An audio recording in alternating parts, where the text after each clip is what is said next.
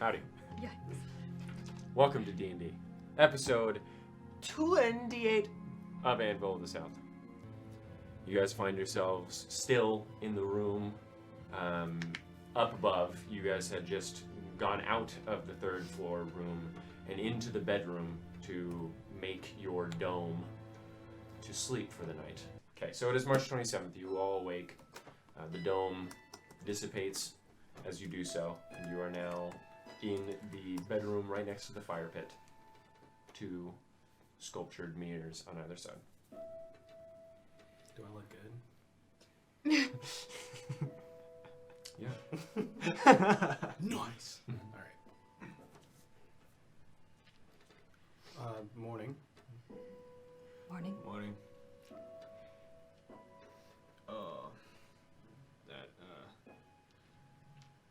That rat took some energy out of my brain there. Yes, but hopefully what we got out of it was worth it. Yeah, very much so. I'm a bit ecstatic, yeah. Good.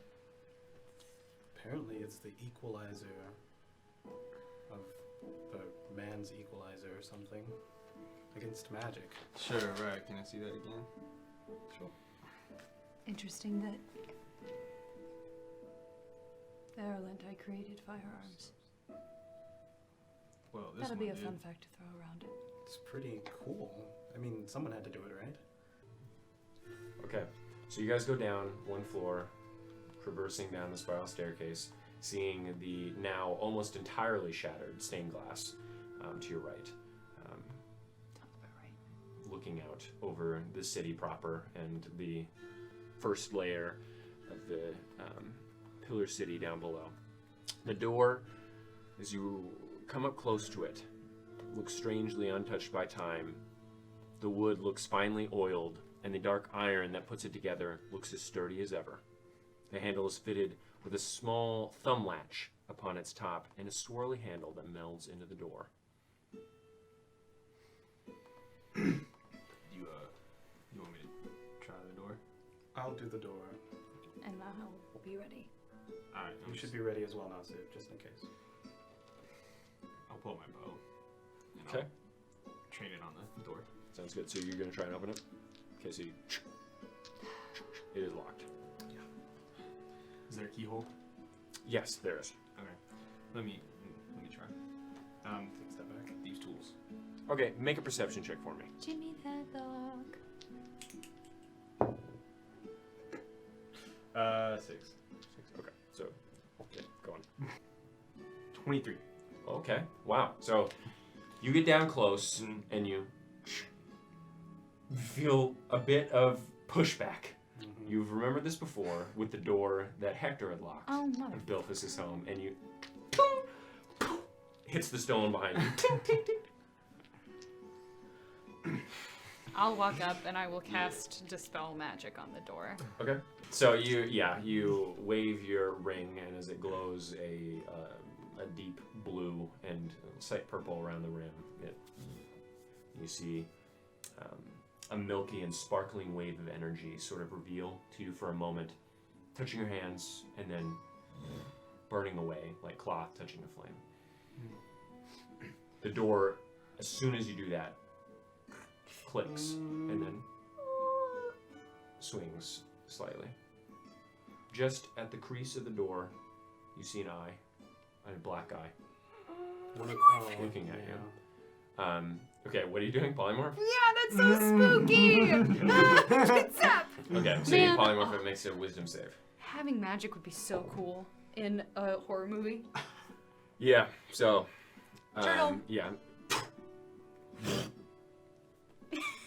I'd like to pick it up. Okay, so you pick it up. I'd like to cast Mage Armor. Before you polymorphed it, it looked really bad, by the way.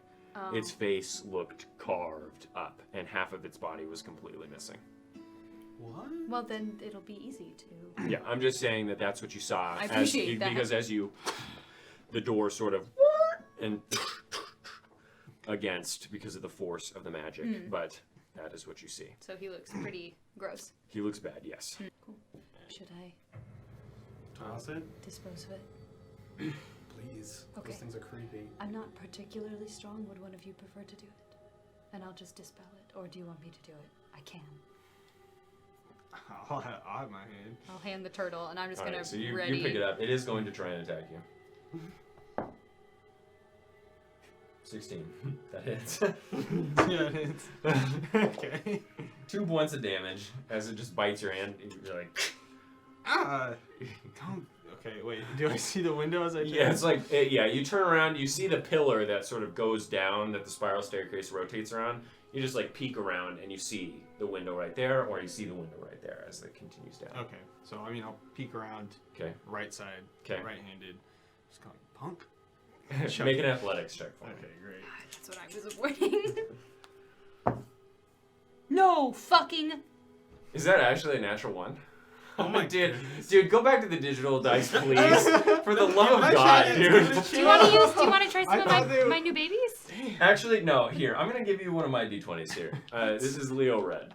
Yeah, try him out. I don't. Guy we never got to kill. All right, Have yeah, you met him before? roll a test drive for me, really fast. He's, Wanted to he's see. a nasty motherfucker. What is that? Nasty motherfucker. 16. Okay, well, you know what? We're gonna use that. All right. Okay. I thought. I don't want to begin the session That's like very this. intense. I thought they would behave. Okay. Because you gave him a break for Yeah, 1 week. yep. Okay, so you fix your position, and then you, boom, as you chuck it out the window, it goes a pretty decent size. Okay, so you, as it, I'm not gonna roll damage. It had 5 HP. Yeah. As it, the other one that was down the street, and begins to crawl backwards towards the noise. Oh. Okay, See. cool. That confirmed something for me. Okay, so you going into the room? Yeah. You peek inside. The room is pitch black, no windows to be seen, though it is filled with workbenches, containers, tools upon the walls, and bits of scrap strewn about. As you attempt to open the door fully, it hits something on the other side that it banged against as you cast polymorph before, scraping it upon the floor and kicking some long dormant dust into the air. Looking around the door, you see half of a skeleton. No, trapped in there with it. Just the hips and the legs of one, though they look misshapen, oddly formed. You can't quite put your finger on how, though now that you've seen the being, you'd guess that this was the other half of it. Oh, yikes. As you see this, you investigate the room. I need all of you to make investigation checks. Looking upon the old yet fairly well preserved workbenches and tables, the layout is rather simple. A large work table in the center of the room, with smaller tables lining the latter half with racks and various tools upon the wall. You see saws, sanders, hooks, knives, hammers, and various other woodworking tools upon the walls. You see vice grips with halfway whittled wood within their grasp. You see untreated and untouched wood laying in bundles at the sides of the tables, and interestingly shaped plates and sheets of metal upon the work tables that Nasu would recognize as barrels, grips, and the like.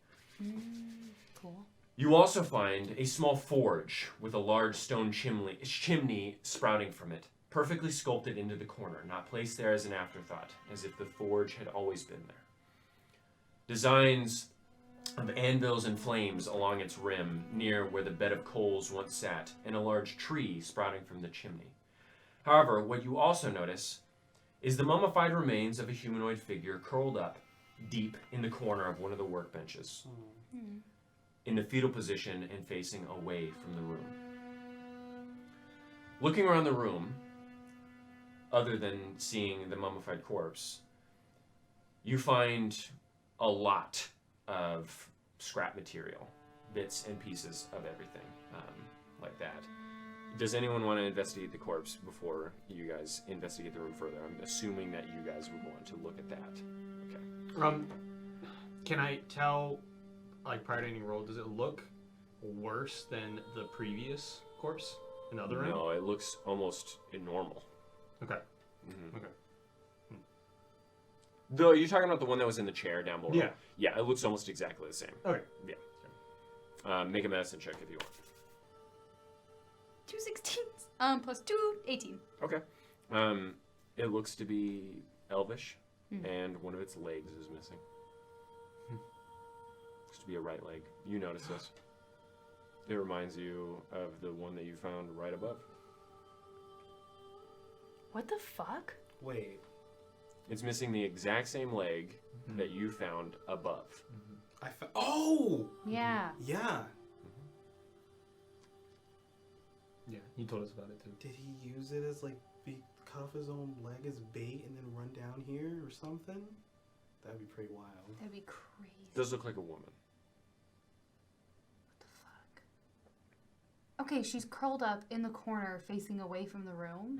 And you see on the workbench is about, I'm going to say, 4 feet tall, 4.5 feet tall. And you see claw marks gouging the wood on the workbench. Oh, she was hiding.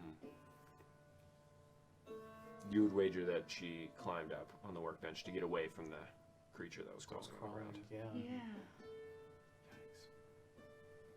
Wow, God. Oh, God.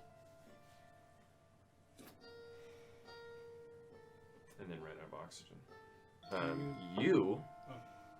As you're looking around after you examine the body and speak with your companions, you notice some grooves in the ground near one of the further workbenches, like a crescent spanning out from the bench's leg.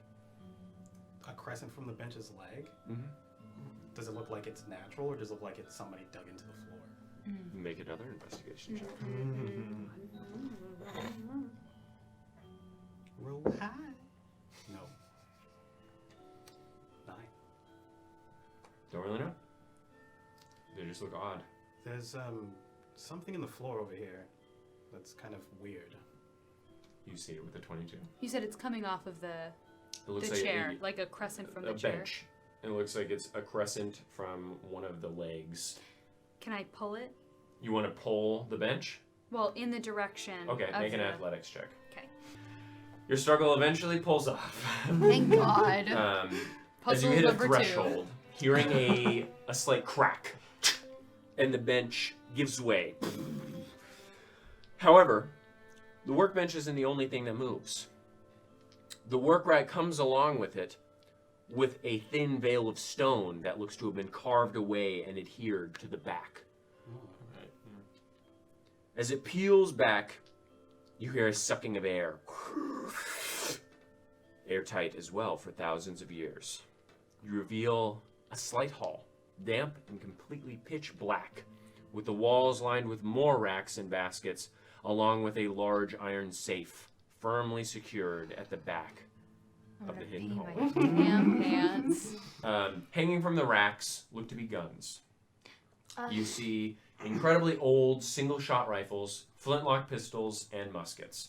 Within the baskets, you see hunks of coal, finely ground yellow powder, as well as hunks of yellow stone that look almost like dried pus and smells deeply of rotten eggs. Cool. Along with that, you find hunks of rock that appear to stick to the iron baskets that fill them. Salt that smells incredibly strong, almost like a cleaning agent of some sort. Sniffing it burns the hairs in your nostrils. You see, beneath these racks and baskets, unmarked barrels. And as you open them, you recognize what Nasu puts in his guns. Black powder. Cool. Or gunpowder. Next to the barrels, you see more baskets filled with finely sculpted and molded pebbles of stone and metal. Bullets, no doubt. So you walk over to the safe, which is about 6 feet tall and about 3 feet wide, standing upright at the back of the room. Oh, it's a big boy gun case. It is adorned with a large dial upon its front and a handle for opening. The face of the safe is gilded with black and purple designs of flowing geometry upon its slightly layered and raised front. Yeah, got some drow designs now. I'm gonna take a wild guess and say when I move the latch, it goes. Yes, it is firmly locked. Does it seem to be magical like the last one? You do see some. Yes, you do. You do see some runes upon the top of it, actually. Okay. As you sort of look with a 20, I'll say that you look above and you see runes of various arcane. We're gonna slap that with a dispel magic. Okay. Roll a Do you want to roll an Arcana check for me first? Yes. With advantage because of Fox's cunning. Sure. Hot. Arcana, that is a 23. You recognize one of them as a trap. Okay.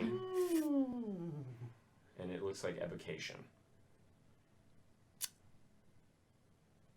That's not to say that it would go off on you, but using your 16 intelligence, you Yes, think even that if I just if you dispel dispel magic. it, it might trigger something in the safe. Uh-huh.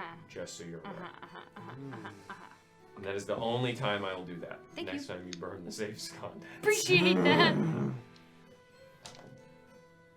Okay, so there's a safe. I see. It is locked.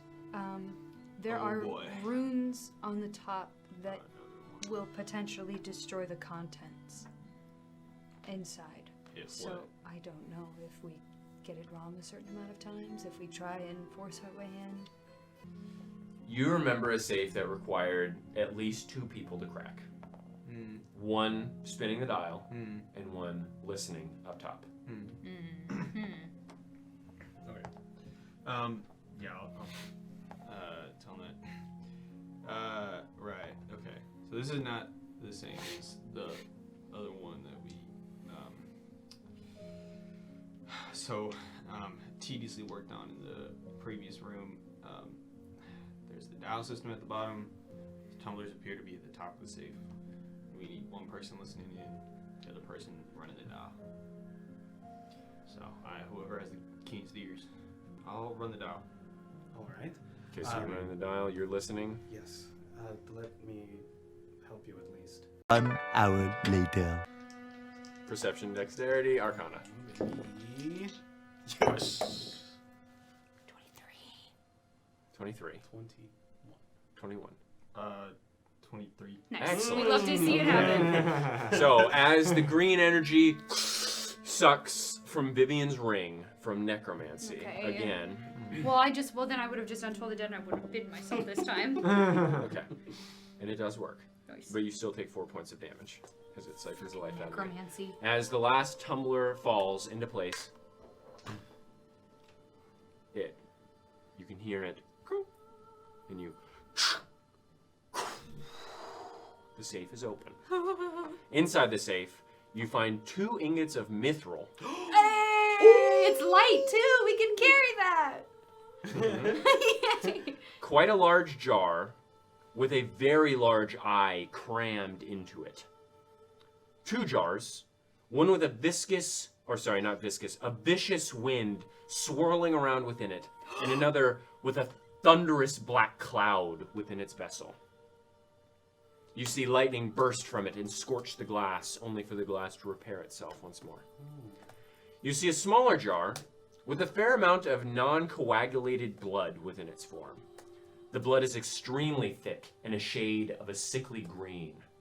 You also find a jar of a very lightly bubbling substance. The substance is a deep black with a purple that swirls in on itself slightly, never mixing. That is what you find in the safe. How heavy are those jars? Which one? There's an eye. Okay, Can I we'll start- start small. Go for it. What kind? Nature check. Yes. You can If you want, check that yes, eye? nature. would also You do roll a nature check to see if you can determine what the nature is of all of the items within this. Oh, for all the marbles. 16. 16. 6. Okay, so 16. Okay. You recognize literally none of it. This is, None of you know what any of this is. I have an inkling. The eye is most likely the eye of a beholder. And incredibly rare. Do you think that the windy one, not the thunderous one, does that to me with my 9 look more like wind or more like banshee wailing? Yeah. Does that look particularly banshee whaley? No, you'd say that since they're both right next to each other, they look like elemental winds. One is a thunder elemental wind, and the other is a wind elemental. Okay. Well, we're taking the beholder eye. How heavy is that? This bad was an boy? artificer's workstation, dude. Yep.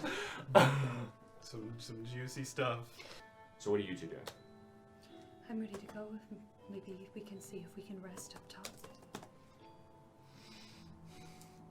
Yeah, sure. Did you say where he's going? No, I think he just said he was going to take a walk out. Probably to look, see if anything changed while we were sleeping. I mean, I don't really care where we rest. I feel like any room is room right now. Sure, I just want to make sure we're all on the same page about it. Call me down a story, real quick. Call it out a story, bro. Okay. So you walk up as he I would like to do it stealthily, please. stealth checks for both of you then. Yikes. 9. Okay. 22. Very nice. Don't like that music transition. So you walk up the stairs and you see Eupheme sitting upon one of the steps leading up, reading a bit. Closes the book as you guys walk up. Hello. I thought you were going to rest. Oh, sorry. I didn't know that you were okay with that. Sorry. Yes, I do. I would like to rest. I just wanted to make sure we were all on the same page and you weren't wondering why we were still down there. Oh, no. Okay, so you guys sit. He was already resting. Yeah, so you sit on the stairs. I'm sorry. No. No, It's yeah. So you guys sit on the stairs, resting your backs on the wall for about an hour, reading your spell book, reading your cards, your tarot cards, and Nasu examining his gun. I want to mimic him then. Okay, What yeah. he's So doing, you're kind of like. yeah. Okay. Yeah. All right. I'd So like an hour to- passes. It's now noon. Eupheme, that like card trick that you do. I saw you do it with Clink once. What's that all about? Would you like your fortune told? Is that what you're asking? If that's what you do, I guess, yeah, kind of. Well, couldn't you ask the god? I think he might have better answers than me. I'm just curious what your methodology. Is it here? I can show you. Are you offended by me asking? No, I just, with the power to call down divine knowledge, I'm afraid that whatever I give you won't be good enough. I can only use that once, and if I were to do it now, it'd be way too hasty. Let's see if we can give you some maybe direction. I am trying to get to know a friend. Oh. Sure. Well, in that case, we'll see what we can do. My mother taught me how to do this a long time ago. This is basically how she won the bread for the family. And she actually bought me these cards. All right. Since you want to get to know me. Yeah. Did you know your mother well? As well as well enough. I mean, how much do you really know a person, or what they will do when the time comes? I mean, people are volatile. I'm sure you know that by watching or being around Vivian. Yeah. Well enough.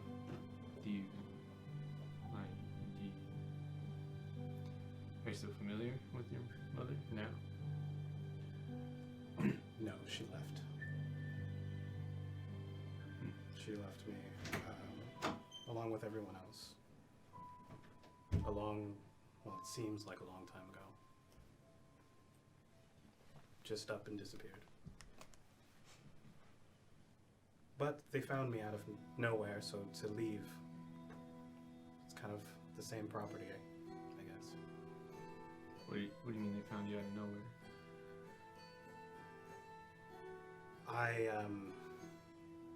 I discovered them. they were travelers, artisans. My father was a storyteller. My mother a card reader. My siblings dancers, and I spotted them on the road. I wanted to rob them because I was hungry. Oh, okay. How old are you? When was this? I don't really know how old I am. I've kind of... Okay, but like, were you a child? I was a child. You were a child. I mean, I feel like I still am a child, but yes, I was around in my teenage years, I suppose. Early teens. Oh, alright, okay. You don't remember... Well, I've never had anyone around to celebrate my birthday, so I just don't know. What's the first thing you remember?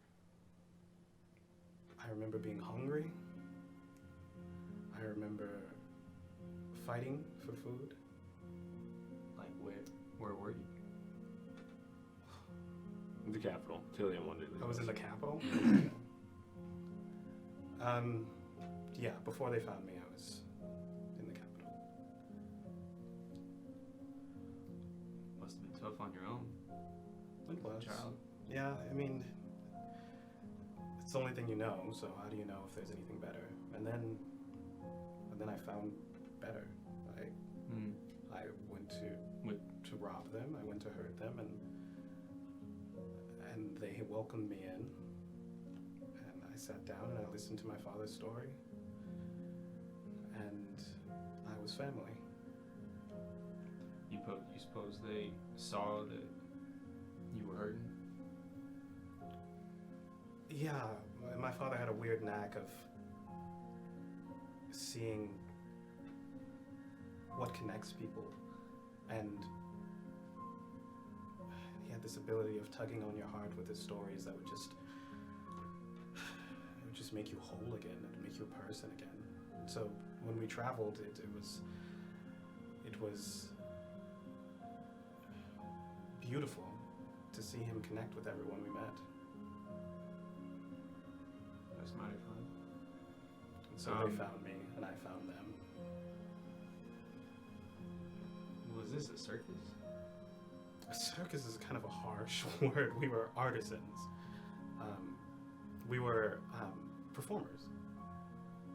Right. I Okay. mean, I mean, traveling, that type of like special kind of entertainment skills, I have only ever heard it as a circus, but it was, yes, we were nomadic. I mean, sure, just vocabulary.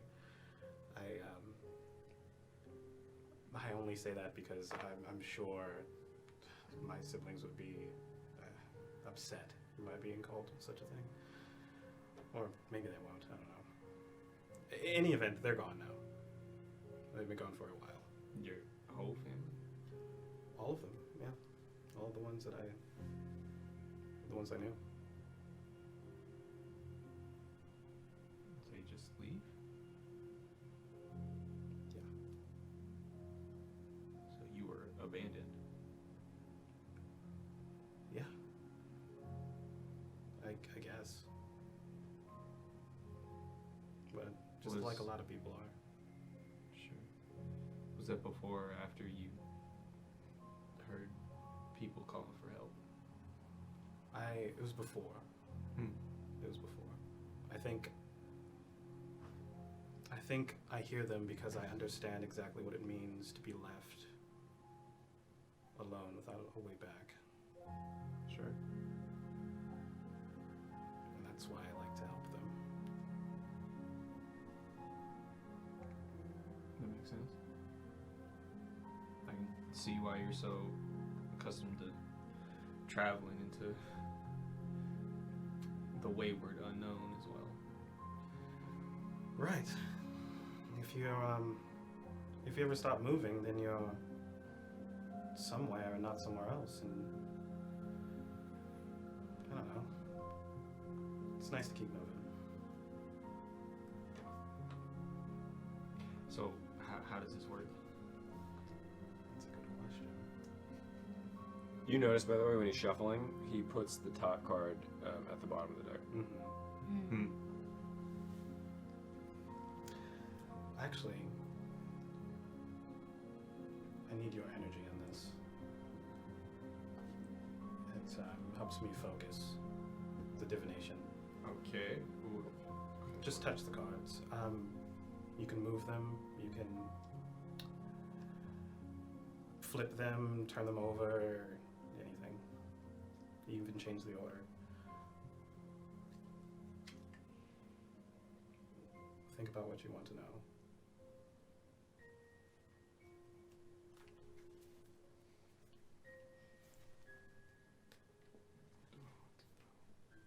This is your past, present, and future spread.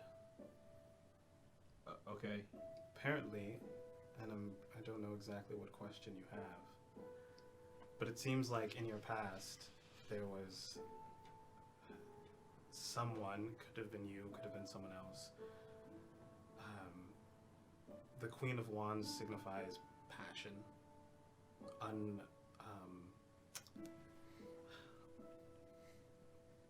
uncontrolled passion, and there's a beauty in that. But since this one is reversed, it's a darker side. And from what you told me before, I could assume that this is you. An uncontrolled anger, rage. Your present card is the Eight of Wands, which signifies change. It's pretty obvious. I mean, the things that are happening now are pretty chaotic, but it does also signify a new arrival of something or someone. Hopefully that means you find your friend. Hopefully that means you don't find a new enemy. Right. Your future is the Queen of Swords, which the Queen of Swords is an honest person, someone who is emotionally upfront, someone who is nurturing and secure in the truth. And it's modified by the Eight of Cups, which is usually a negative card. But since it's reversed, it just means that you have a very emotional choice ahead of you.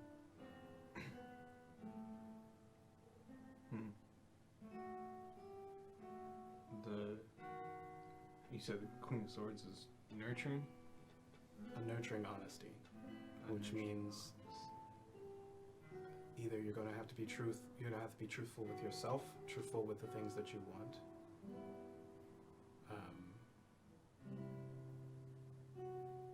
And that's here more so. It's curious that it's modified by the Eight of Cups. It makes me think that your choice is going to be an emotional one, but right, so it being modified, you said by some sort of emotion, so I just have to be nurturingly honest with my emotions? Yes, truthful with yourself, emotionally, your desires, the things that you want. Alright. It's a good future, and Okay. it's wonderful seeing your past and your future side by side. It seems like a redemption.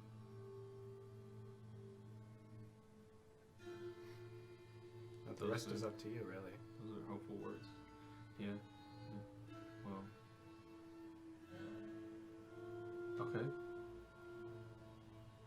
I feel optimistic. It's better than anxious.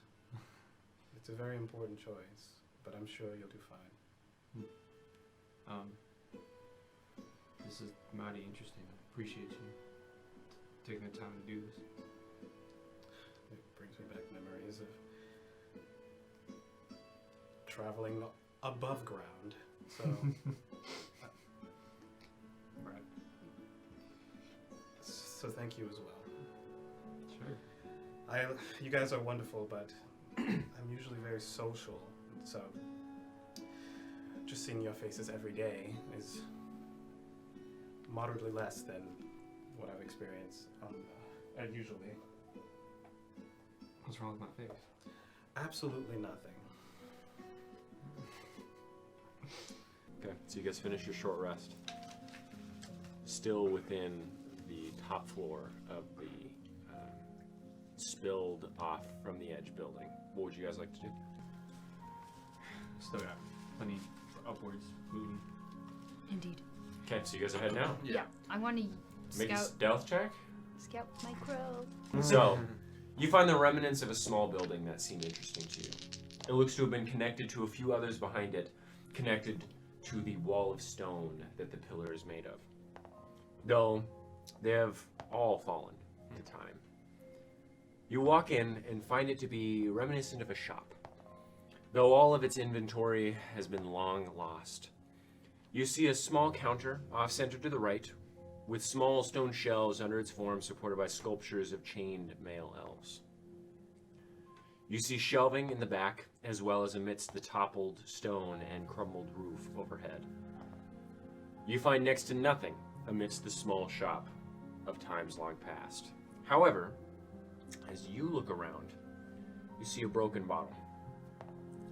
Liquid still pooled in a small shard that lay upon the stone. Wait, what kind of liquid? It looks to be red. Like blood red or like healing potion? You've used healing potions before. This looks like a healing potion. Not dried. A small trickle of blood you also see that halts a few feet from the bottom. Was there tracks? There's like anything? The blood is dried. The healing potion, since it's slightly magical in alchemy, hasn't dried yet. But over a couple thousand years, it doesn't matter. It would have evaporated or something. The blood is dried, not but worn. Yeah. I spotted something that seems newer. Relatively. Sure. You know what? As this is happening, you look back towards the city. You begin to hear a loud cracking noise, as if large sheets were being wafted in the air and cracking out as if they were being shot back down. The sound seems to be coming from somewhere off into the cavity to the west, shrouded by stone, though the sound is getting closer. Don't spider me. What do you do? Don't spider me. Hide. Hide. Does that sound like a spider to you? You think it's a creature? Like a winged creature? A winged creature. Hide. Okay. What are you guys doing? Hiding. Hiding. Hiding? Stealth check for all of you. Yeah, what the fuck? I'm fucked. I'm gonna die. I'm gonna die. I have such low spells. Oh no, we all rolled poorly, you guys. Okay, what'd you roll there? 11. 11. 11. 7! Oh! You keep watching that direction as you run off into one of the corners that remains intact in the ruins. All of you sort of cramming in a window right above you as you all sort of peek out. Eventually, you watch as thick fur-lined wings come into view. The wings shaped somewhat like moths, but spanning about 20 feet from their base. You look then towards the body, that of a massive tarantula-esque creature. What the fuck is wrong with you? It's a fucking tarantula hawk thing. It's a fucking tarantula hawk creature. Large feelers twitching and 8 legs curled into itself just beneath a quivering abdomen and thorax. Fuck you. Don't say quivering. You see 3 of the my butt. monstrosities. No! What? All of them hairy and equipped with a plethora of beady black eyes just above dripping mandibles. As you carrying all of their legs like a sack. They fly directly towards you. No, they don't. Well, they're pretty large, and they're just flying in your direction, landing with a... No, they don't. As their strange bodies collide with the stone, you watch as their legs scratch upon the surface of the buildings and leaving a slight residue upon it. As they land, one of the buildings that sloped off the edge layer comes crashing down. You hear... as dust begins to emanate from the crash site. The giant flying beast flies a bit off the edge, curling its legs into itself for a moment and extending them once more upon the side of the stone like a hand. You watch as all three of them skitter across the buildings My butt. and up the side of the stone near the tunnel, I'm gonna puke. before ejecting thick strands of web from their abdomen. God. They begin to weave a massive web between the two large outcroppings of stone created by the carving of the city. So, I'm not sure what to do here. As you're saying that, Vivian slips a bit. No, And no, one of the no. spiders, and you see the beady black eyes look directly at you. I'm readying fireball if it moves toward me. As that happens, you begin to hear a loud clicking sound. A sound you recall as you ran for your life from Clink's scrapped remains. No. Looking down to the city, you see movement. Hundreds of the creatures falling over themselves and stumbling towards the sound of the movement of the giant spiders, all of them, creating a dust behind them. Marching towards the Pillar City. I'm gonna give you 10 seconds. What do you guys They're do? marching to but we didn't make the noise. Okay, do we run? Do we run up? Yes, we run. Okay. The spider begins to go towards you. All of you roll initiative. Fuck.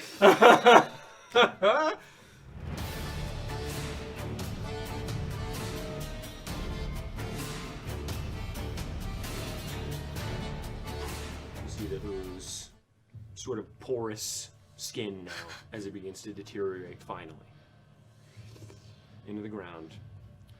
You also Yep. hear none of the clicking. That's not good. It's good. No. Yes. That means they're not stimulated anymore. Right. Which means we need to be fucking quiet. Right. Can I look around? Make a perception check. 13. 13. So you look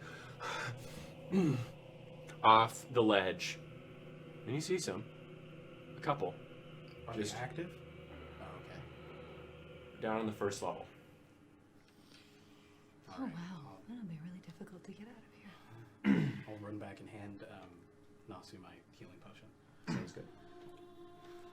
44 plus 4. Drink up, my- buddy Oh, boy. You see, you Bottoms see up. like bits of flesh hanging from his mouth, from his esophagus being torn from whatever it was doing. I Oh will yeah, look at get him. it. I want to barf. 15. Cool. All right, so you drink it down and it burns your throat as you raw skin and raw flesh as it goes down, but it all sort of soothes and you watch as the skin back into your mouth and back to your throat. I think I just want to rest right here I don't think that's how for it's going to... for a little bit. I don't think that's going to work. You two cannot sleep right now, Yeah, and all three of you have already taken a short rest. yeah. You can't take another short rest. Well, no, you can. You can take another short rest if you want. Not right here. I'm just holding an actual hole in my stomach. Chest. Just. Can't do nothing for you. Okay. That's fine. Are you guys looking around this third layer then? Uh, To look for a place? What time is it? Look for a place. 1, 2 p.m. Disgusting. Okay. I'm going to call down another story, though. Yes, indeed. Rest would be nice. 'Kay. I've already used arcane recovery. Pray for an 11. 11. Okay. So, you look around. Yes. This layer looks a bit more concave than the first two. The top shaped somewhat like a dome, And from the vertex of this dome, you see an upside-down tower of exquisite design hanging. It resembles an opulent lighthouse, made from the same chalky gray and white stone as the rest. Pillars lining its stocky form, and beautiful stained glass windows littering its Gothic form. You notice no buildings built upon the ledge of this third. As if they were purposely not built in front of this tower as an observatory of some sort, as the tower was meant to look out upon the city. This level doesn't appear smaller than the rest either, just a bit different in shape, with the ruins of taller buildings that litter the streets and the sides of the gargantuan pillar. Eventually, you make your way to the opposite side, each layer taking you about 10 minutes to fully traverse. The tunnel on this side is slightly different, or slightly differently shaped than the rest. The pillar is a bit shorter and the path a bit more narrow. Your stomach falls a bit as you get a strange sense of vertigo looking out into the cavity.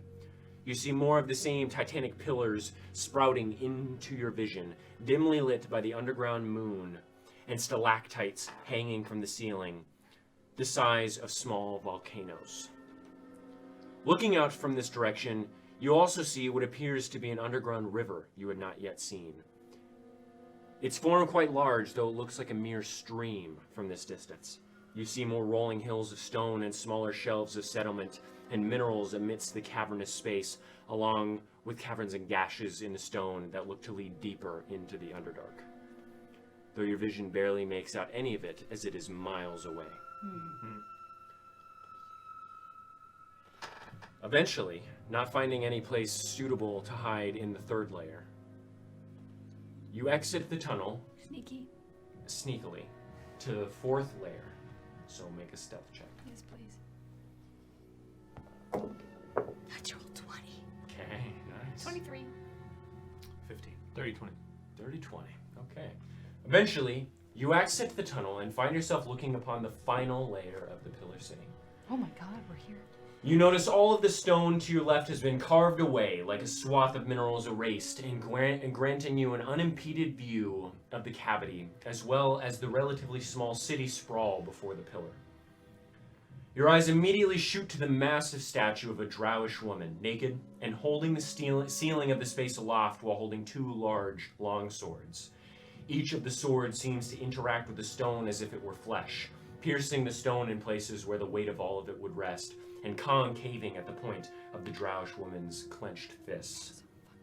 Her form is covered head to toe in wounds, though her musculature is incredibly impressive. Her back is a system of tubes that form a meaty back, and her arms ripe with intense vasculature and thick muscles. Her legs rival that of Glorbax's in shape, though possibly not in size, and her abdomen looks to flex and struggle even in its stone form, as if the Erolinda-ish woman were in a constant battle with the stone. She stands tall with no arc in her spine, deep gouges upon the skin, and blood streaming down her body. You see a massive tattoo on her back, the same symbol you saw upon the armor, and the same you have on your back. Under the statue appears to have a small lifted area of stone. Again, the statue is about 100 feet tall. And upon this small lifted area, you see a door amidst the carved pooling of blood. Past the statue, you see about 4 pillars of decreasing height from the statue and going down, a mix of marble and hornblende with their bases depicting masses of bodies struggling to hold the stone aloft. To your right, you see it all. 3 large structures built into the stone and led to by a shared half-circle mass of stone steps that leads up to their forms with a spear-like courtyard in between them. The stairs leading to them are grand, not too many steps, but the half-circle from one end to another looks to be about 1,000 to 1,500 feet wide.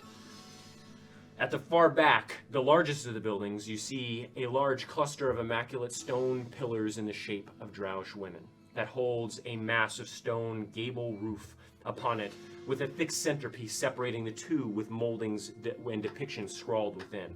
This sort of resembles an extremely large Grecian temple. At least half of one at least half of one as it appears to stem from the stone behind it and above it. On either side of the semicircle are 2 more temples of similar design, though they appear thinner and more pushed into the stone, if not a bit taller.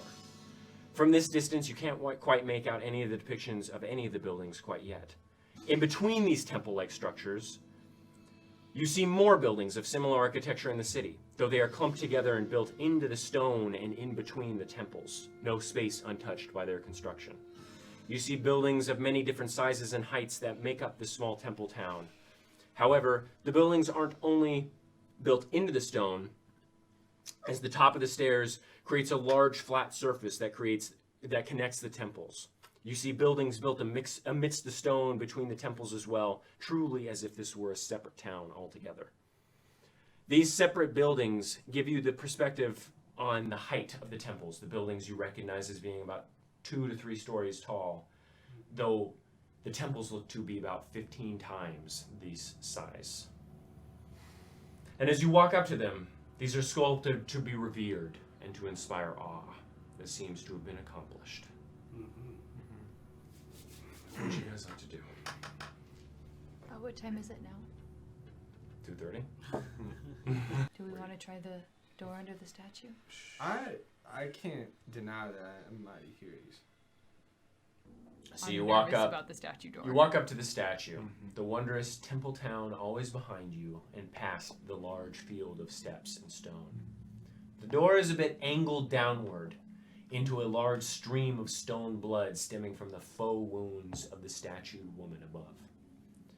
The door looks sturdy, made of metal, not a silver or wood to be seen. The middle is a black iron with a gold rimming and an accent that comes across its form, an X. Is there a handle?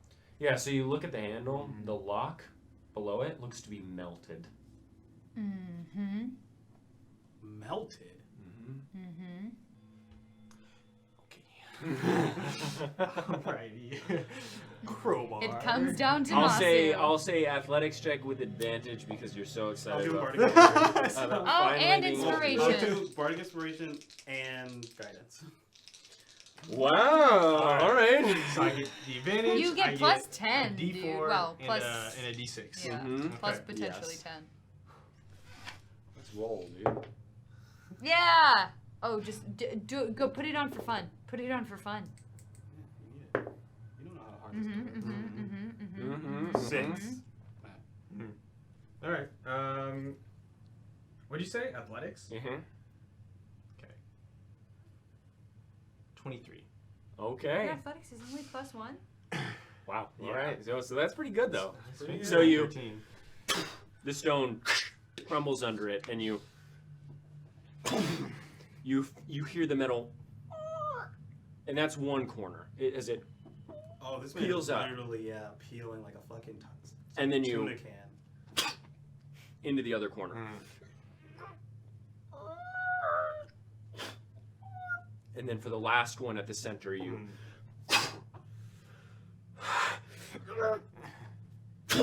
the stone off with it, and then it falls again back down. Do But we hear any like airlock? no, you do not. Curious. Oh, I'm nervous to do this. I'll spin around a bit and push it back in my Yeah, so you you your ribs sort of Oh, hurt still. You breach into the door underneath the Titan-like statue above. You smell a stale scent of dried bones and dust. Bones. A smell you've all smelled before. A sour smell. One of burnt hair and sweat. You are immediately confronted by a small square room with a ladder at its center. Looking down, you see multiple layers of the structure going down towards the third layer of the Pillar City. This room you stand in is strange, a primarily empty room with no windows and no notable carvings. About 100 square feet of empty space, other than the square leading down to the lower levels. The only thing you can see is racks, possibly made for armor at one point. Okay, so you climb down. The ladder is made of steel bolted into the stone, untouched by time other than a bit of discoloration in the cold metal. After a few moments, your feet enter into an open area, feeling the ancient air brush against your ankle before you lower your head to see the space around you, though you are unable to. It is pitch black in this Right, room. I can't see. You just want to try and get off the ladder? I want to listen, Perception check. and if I don't hear anything, I'm gonna cast light. Natural one. Okay, so you don't hear anything. Oh Cast my light. god. Okay, so you Well, no, I just have the cantrip. you light. see 10. No, I'm just kidding. You don't see Fuck anything. with me, You bro. are so mean. I'm gonna You're cast so light mean. on the hilt of my sword. So it's like, you cast light on the sword and you wave it around. I'm sorry. That's like the fourth time I you know. pulled some shit like I that. know. Stop it. You see, that was payback for there's 2 moons. yeah, I had to cover that. You see a room of similar size to the one above you. There you find what appears to be bunks fallen into one another. Wood splintered from age and sheets turned to dust many hundreds of years ago. Looking around, you see carvings in the corners of the room, cloud-like swirls in the shape of half diamonds, and a sword resting amidst its form. Along with this, you find the remnants of chests at the foot of the bunks, most of whatever was inside long destroyed. The south side of the room, you notice, is also adorned with a carving of a window, though there is no window there. What the fuck?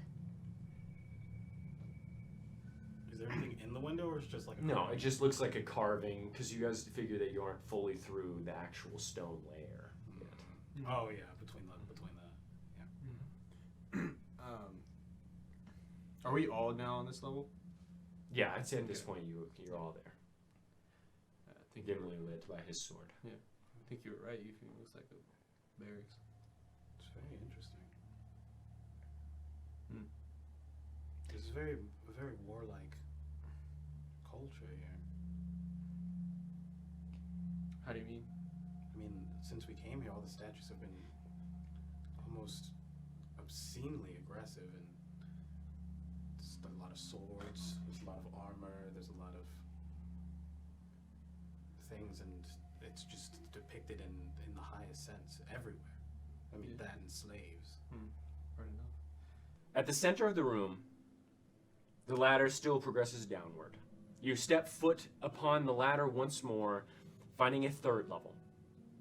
You feel the air rush against you once again. This level feels a bit smaller, the structure becoming thinner as you go down, but not by much. However, the room is taller. Ceiling is about 12 feet tall with nicely designed geometry carved into the ceiling.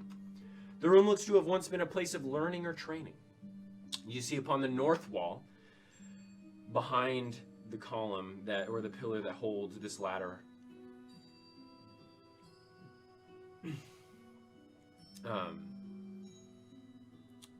behind the ladder, bookshelves lining the space along with various armchairs littering the remnants of a large rug area. The books, however, look to be gone. Not a- God damn it! We find guns. I can't have a fucking book. It's Just fucking smut books. Not a single book remaining upon the shelves. Behind you, upon the southern wall, is a very large stained glass window that takes up most of the southern wall. It looks to be framed by the stone that makes up this tower and depicts a wide open field stretching off into the moon upon the horizon. However, the moon is split, half white and half a deep swirling purple and blue, bathing the green rolling fields in a light that appears to drip down upon it. At the center of the field, you see a fissure and a woman standing just above it. The fissure looks to split the earth and pour from it a liquid that defies gravity, smoking along its edges and colored a very beautiful light blue and luminescent green that glows gently, appearing almost holographic even upon the stained glass. The The woman appears to manipulate the liquid as it rises from the crack, bathed in a strange light, though the liquid remains unaltered from the color. Upon the eastern and western walls, you also see smaller stained glass windows in the shapes of long diamonds, though nothing specific appears depicted upon them, just a wand stabbing into the root of a tree, detailed in vibrant coloration. Along with the armchairs, as you loop around the stone pillar that traverses down the tower, you see charred target dummies just behind the ladder, or at least you believe they might have been. Their forms lay limp upon the floor, and much of their shape appears to have been reduced to charcoal and dust.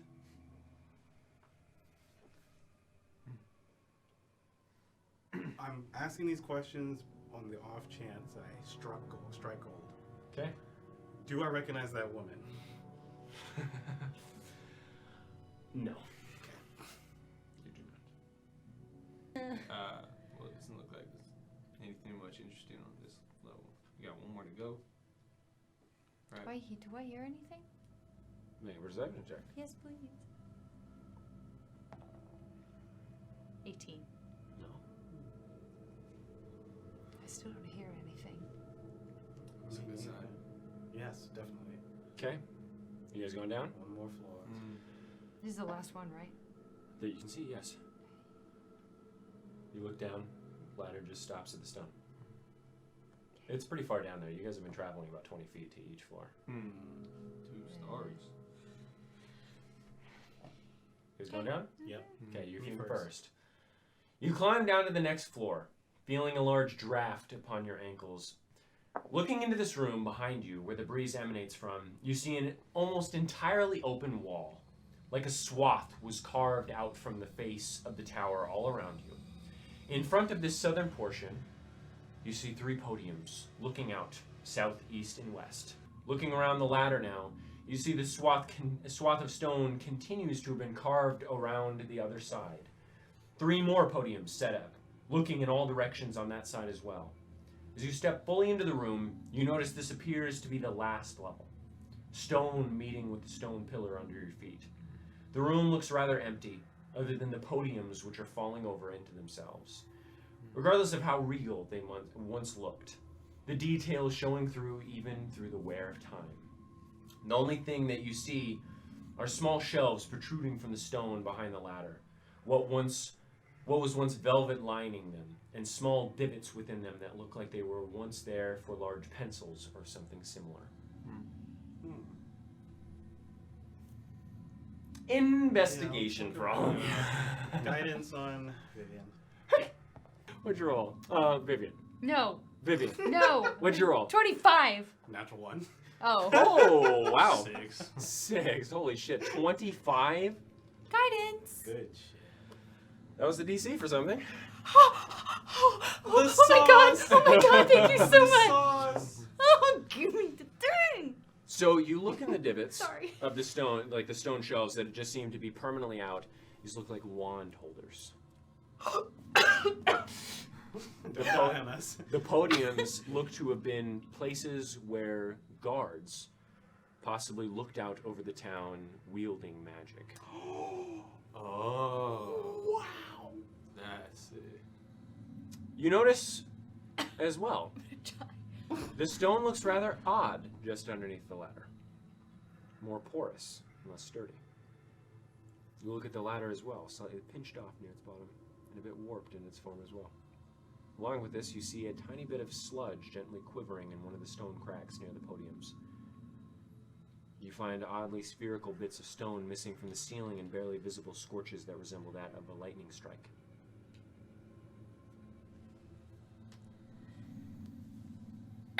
Sorry, I inhaled so much spit. Okay. Wand holders, but they're empty. I never get to have fun. Okay, so Wiggly, so there's evidence of necromancy and lightning. So someone fought here. And the stone looks strange. He fucking stone-shaped it. He fucking stone... I don't want to say that. Vivian doesn't swear. He stone-shaped it. Who? Hector. It looks very much older than that.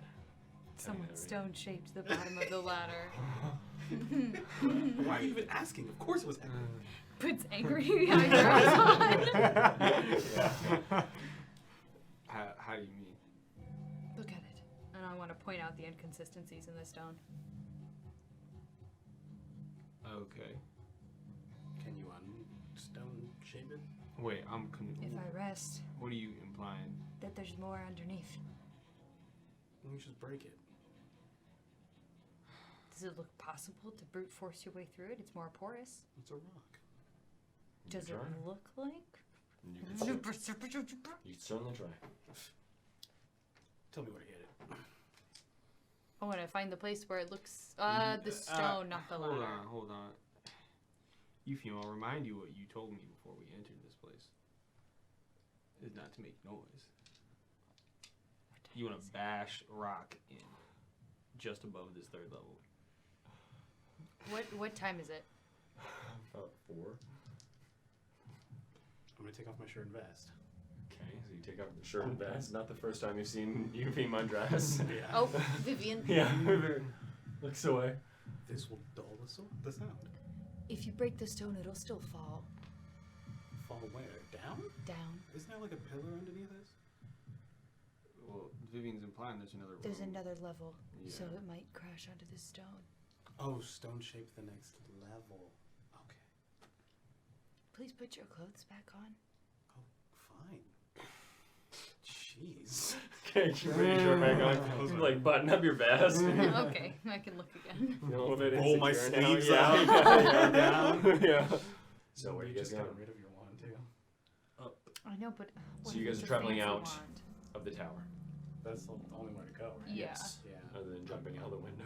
Up and out. Okay. So you go up and out of the tower, exiting from underneath the statue from whence you came. You begin to walk up to the Grecian-esque temple that rests at the back of this space. The open temple is held aloft by a perimeter of pillars much like the smaller ones found near the edges of the space. Each pillar looks to be about 250 feet tall and with a diameter of at least 20 feet at their base, and all carved into the likeness of an Erlendi woman holding the temple aloft with the crown of her head, whilst performing the same motion you saw earlier within the smaller temples. However, these Erlendi appear to be misshapen in some instances. Some appear to have the appropriate amount of limbs, though some appear to have 4 or 5 stretching from their backs and curling in on themselves flat against their backs. Others have multiple eyes upon their forehead, and others grin viciously, revealing a row of razor-sharp teeth behind thin lips. The top is like a stone sandwich, a thick stone foundation resting directly upon the pillars below, and a triangular massive roof that rests atop that. The foundation, you see, has carvings all along it, much like the smaller temple before, each of them depicting the drow conquering the elements, other elves, mountains, and in one instance, a dragon. Walking through the line of pillars, you find yourself in a massive open hall. The single-layer pillars lining the entire perimeter of the space, casting tall shadows from the southeast from the false moon shining in. You look down and see the same polished stone tiles you saw in the temples prior. However, the center, leading to the back, appears to have been magically altered, giving it a silver and white strange glow that waves and flows like a river of fine threads traversing down the center of the temple, a path of magic upon the tiles of stone. Looking down the path, you'd wager it stretches for about 500 feet to the back and is about 300 feet wide. Most of it is empty stone, other than the enchanted pathway before you.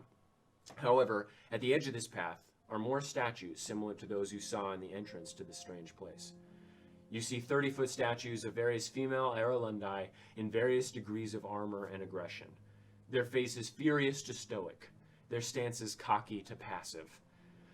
There are many statues, all 40 feet or so apart on either side of the path, with large empty braziers in between each of them.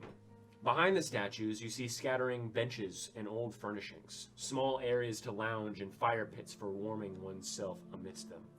You see divots in the stone where knees had worn down the stone as they paid respect to whoever they depicted. At the end of the hall is a large stair that leads up through 2 stone protrusions with massive braziers atop them looming above the steps. At the top, you see an extremely large stone door clasped shut with some form of sculpting upon its face that you can't quite make out from here. However, you can see the sculpting on either side of the door. 2 massive profiles of 2 Erlendi upon their stomachs, their jaws unhinged, and miraculous and detailed stone flames shooting from their mouths and colliding with the door, erupting in a beautiful stone work of art. Upon the ceiling, you see remnants of painting spattered across its face, though it has been such a long stretch of time that much of it is peeled, leaving splotchy marks and dyed stone in its stead. You walk down the path, hearing your feet fall lightly upon the enchanted Usuri stone. The sound travels for a long distance before it hits anything, giving it a strange sound and a slight echo. You look at the statues in awe and imagine what it might have been like in the peak of this civilization. Very possibly hundreds of people within the space at times of worship, or whatever the purpose of the space might have been. As you get closer to the stairs, you also notice 2 smaller, but still quite large doorways on either side of the brazier-laden stone protrusions. A golden brown wood with gray old steel cross-latched upon it, with black bolts within their form. Can we check out the ones down here first? Sure. Yeah, sure. Either side. Okay, I'll go to the right side. you guys are splitting up then? I'm going to the right side. I'm going to the right side. Okay, Yeah, I'll go to the right side. okay, so you guys go to the right side. I'm gonna listen first. Perception check. I would also like to listen. Perception check. 30-20. 30-20. No. Okay, you do hear some noise coming from inside, but you can't really quite tell what the noise is. Tell what it is. There's something in here. I don't know what. How do you want to go about it? I'm not in any position to fight right now. Let's. I think anything alive, we should assume, probably wants to kill us. But also talk away from the door. Yes. I'm assuming you guys are talking quiet enough. Yeah, okay. Or we're doing the telepathy. We'll do the telepathy thing. Sure, you guys are doing the telepathy. Again, you can link. Fine. Why don't we check the other one then? Alright. Listen to the door. Listen. The other door? Yeah, the other Perception door's check. To the left. May I also? Sure. 12. Did you roll? 4. Okay. I know. You listening? No. Okay, so you don't hear anything. I don't hear anything. Or you hear maybe something, but you can't really tell. I'm less sure about it now. Yeah, I don't know. It's hard to tell. Okay. Should we wait until maybe perhaps we go to a different temple or look somewhere else and come back here when we're all at full strength? Let's just leave here first since we know that there's something here. Okay. So, what are you guys doing? Going to the Which side? Yeah, You there's going to left the and- right or the left of the large temple?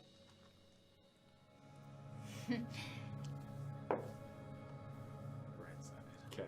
So you walk in between the 2 temples upon the eastern side, meandering through the streets of this strange temple town.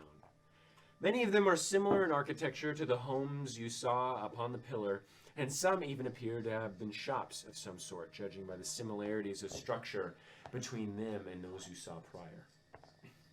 The streets are paved with a very finely smoothed cobbled stone that fit together almost seamlessly, and the structures litter the space, crawling up the walls between the massive temples and littering the space in between the cobbled stone streets, weaving in between.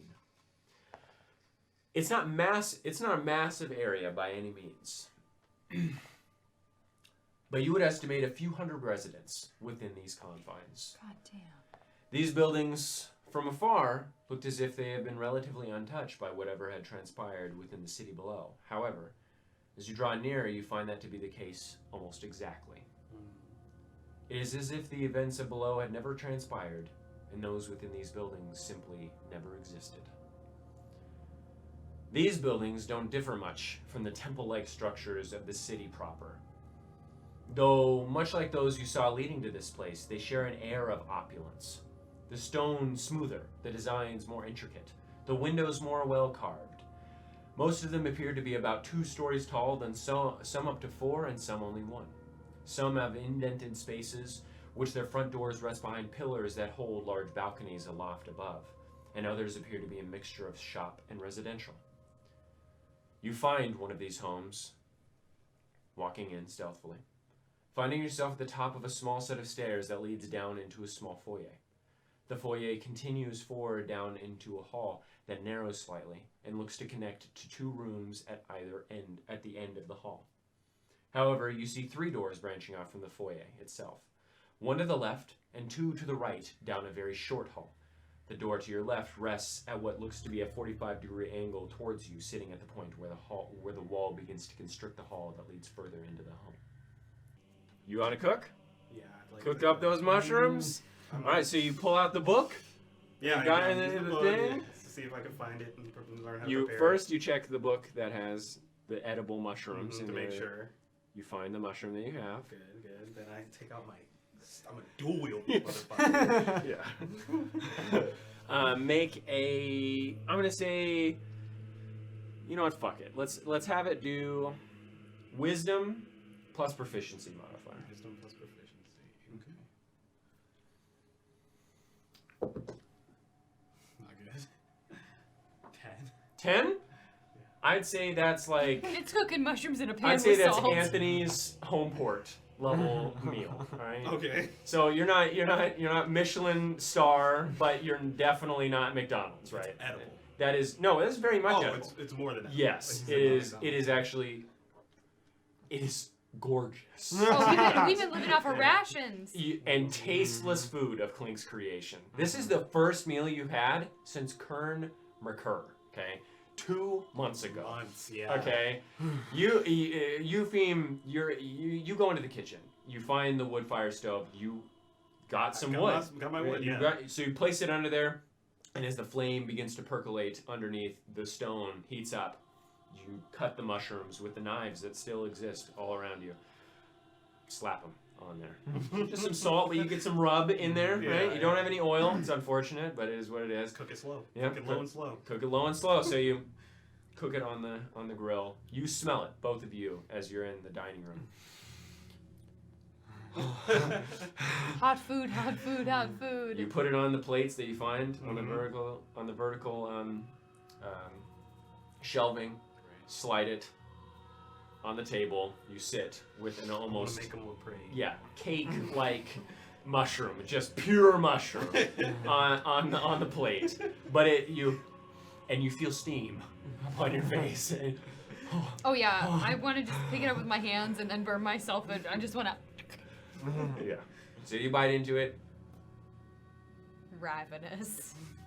I'm gonna give you all inspiration, actually. Oh yay! Thank you, Yuffie. You sit in the dining room with the tiny bit of fire streaming in from the kitchen and into the dining room as you eat. That feel nice. Just silently. Yeah. The occasional nod and grunt. Yeah. Yeah. Yeah, you guys ate it. It was a large mushroom. Again, it was like this big, Yeah. right? You guys didn't even eat it all. So Oh, I'm going we to say ate you it. have Nice. another 2 days worth of food after you eat it. Yay. Saw you suck the life out of that one creature earlier. Yes. Looked pretty nasty. Yes, it's something you've seen me do before. This time you looked devious.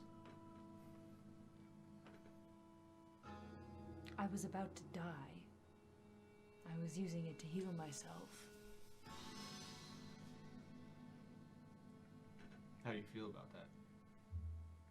The fact that I killed a creature who was about to kill me and was able to heal myself without putting extra burden on you, With its life force. I feel like I have done what needs to be done in order for me to survive.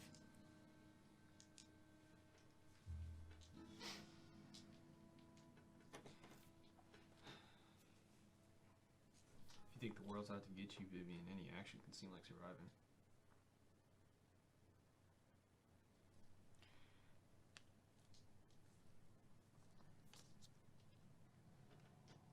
Here in this place,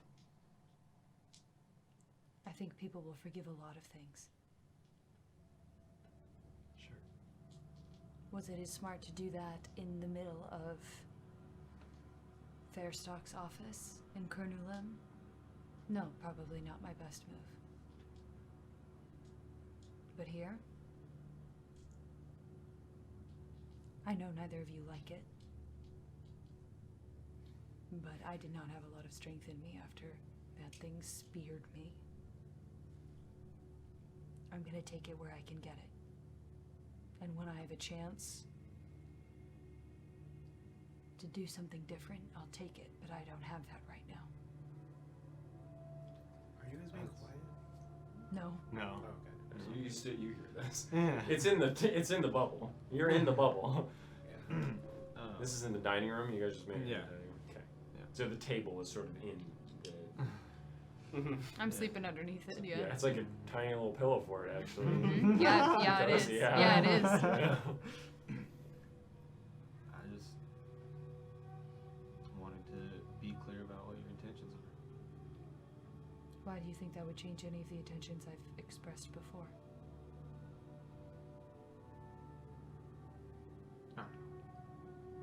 It's just a little visceral this time.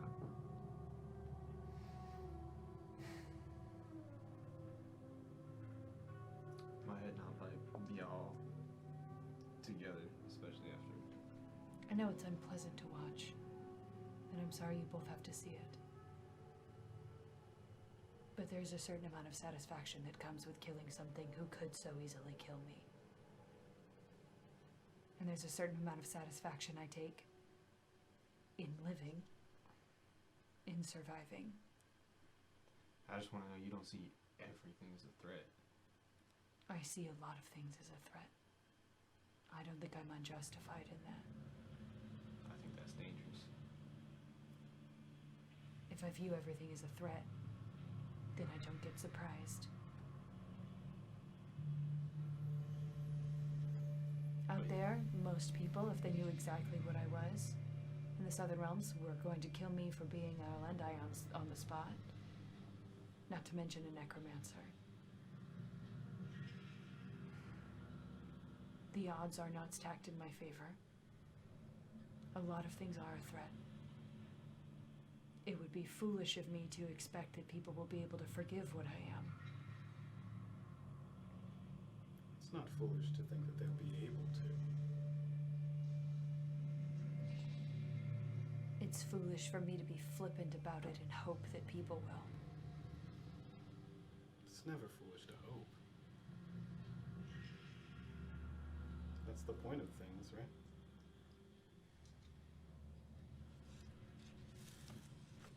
I can't deny that your pessimism has been a bit grating. I will say, it's fair game down here. We're fighting for our lives. And I can see a lot more than you can. How do you mean? I can hear them. I can hear this screaming and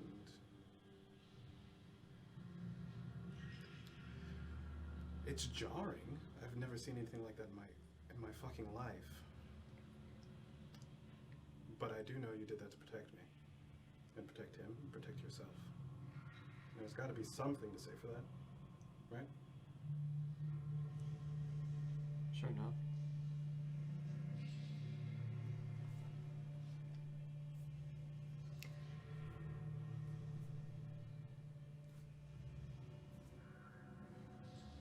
If I didn't have necromancy, then maybe I wouldn't be so pessimistic.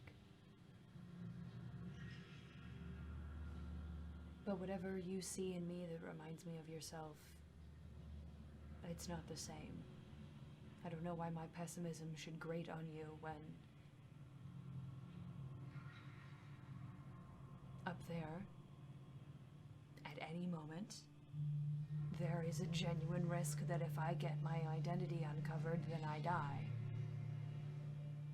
or I get taken to the Queen, or I get taken to Glaucon, and if for some reason whatever he wants me for is completed, or he doesn't need me for it anymore, he will spare no second thought killing me. As will most people in the Central Realms. As would most of the High Elves.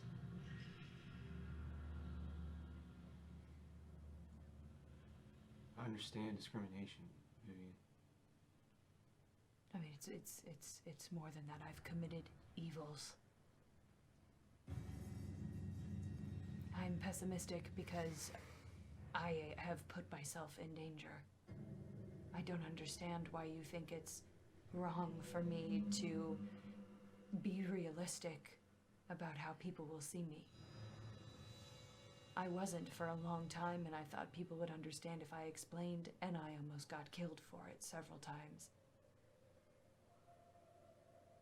I would say that me being careful and me being afraid is wisdom, not pessimism. I just don't understand how a despair like that you must live in wouldn't cause you to turn to some sort of hope for better.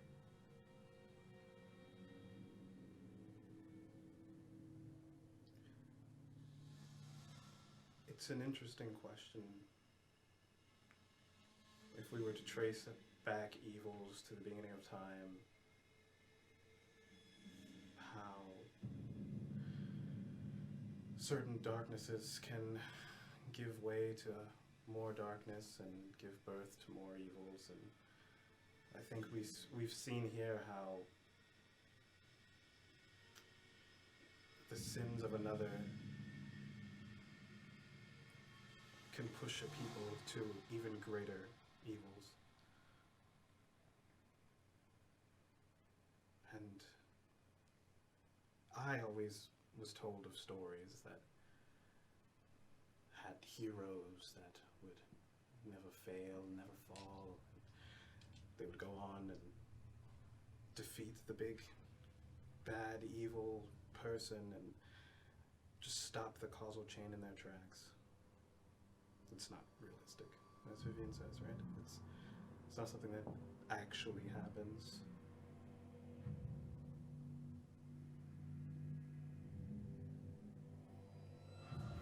But I wouldn't say it couldn't. Right? I mean, how could I? I echo Eupheme's sentiment. I'm not judging you. Of course. It's just something to think about. I can let myself entertain the concept of hope and redemption when I am in a position to not have to use necromancy to survive. But it seems disingenuous to say, oh, well, soon I won't be a necromancer, so there's hope. But in the meantime, I'm going to suck the life force out of creatures and pull their souls back from Mortem's River. I'm not happy with what I have. Well, that's the And first step, isn't it? Yes, but I don't know if you've come across a lot of magical texts in your travels that would allow somebody to freely change the discipline that they've chosen. And I am already known to the southern realms, to Glaucon, to the Dragon's Council. It's not like I can go to Verservius and say, hi, can you teach me divination? Well, imagine my predicament when I meet a young Erelundai who tells me that I do necromancy. That's news. I mean, I didn't even get to choose. I don't know. You do what you can with what you have. Yes. And when I have a chance to change, if I make it to a chance to change, if I get an opportunity, then I can be hopeful. Even knowing that you do necromancy, in some capacity, knowing what you do for the souls. I have almost allowed myself to fall into the trap of letting that be hopeful for me, that maybe there is some necromancy that can be good. But if there is, it's not the kind I do. The kind of necromancy you do, it's to negate what I do. It doesn't seem fair to be hopeful until I can actually change. But I've made the decision to survive, and that means that I need to use it. Do you only care about one of us not dying for your own survival? I care about you both living because I feel very responsible for you being here. That's all that is. Personal responsibility.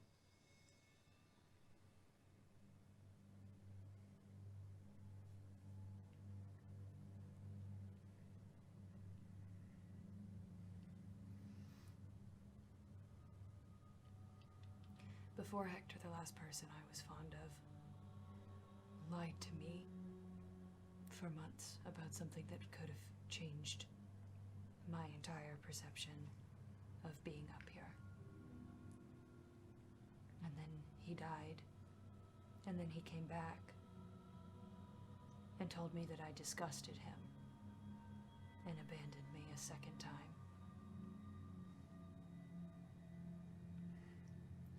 I don't want either of you to die. Why? Not just because it would mean my death, and not just because I feel responsible.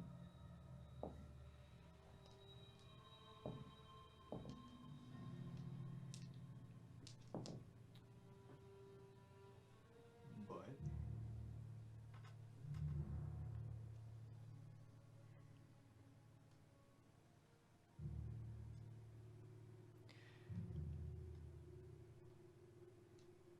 A lot of the people I've met have been transient.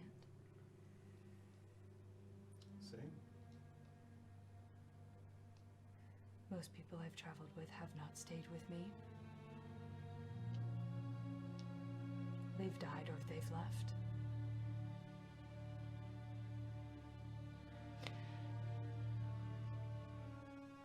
These are extreme circumstances, but I'm trying not to let myself get so attached that it keeps hurting me every time someone leaves.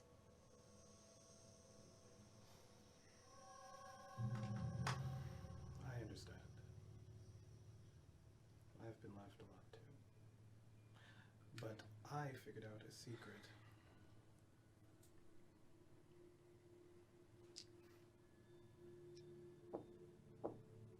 This is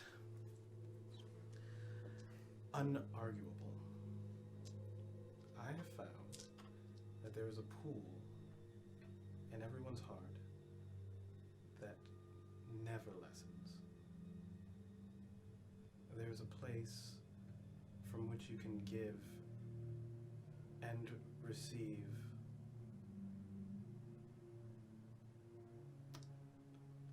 personal acceptance and never run out.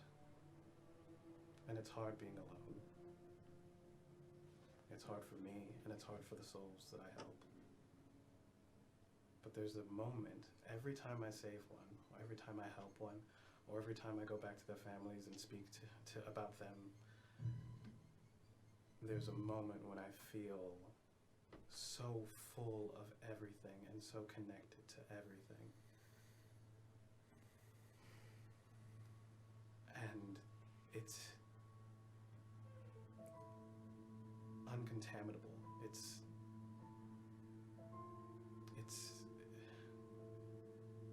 It's the basis of all the happiness that I feel nowadays. And people like it when you can give that without taking, not from yourself and not from them. And I know everyone has it. That is not up for discussion. well, I understand too. You don't care, baby. That's not what I said. It's fine. Good night.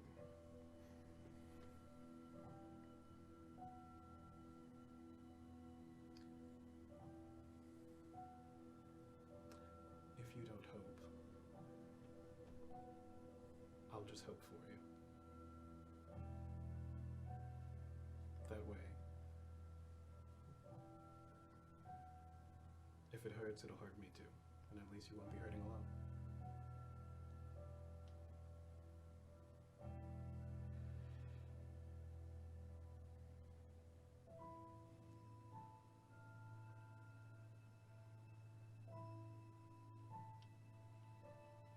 If we don't get to sleep, then this thing will pop before we wake. Good night, Vivian. Good night, Nasu. Off in the corner, up on the other side. Okay, so you guys go to sleep for 8 hours. I say goodnight. You all say goodnight. It's now March 28th. Jesus fucking Christ. Let's go to the barracks first.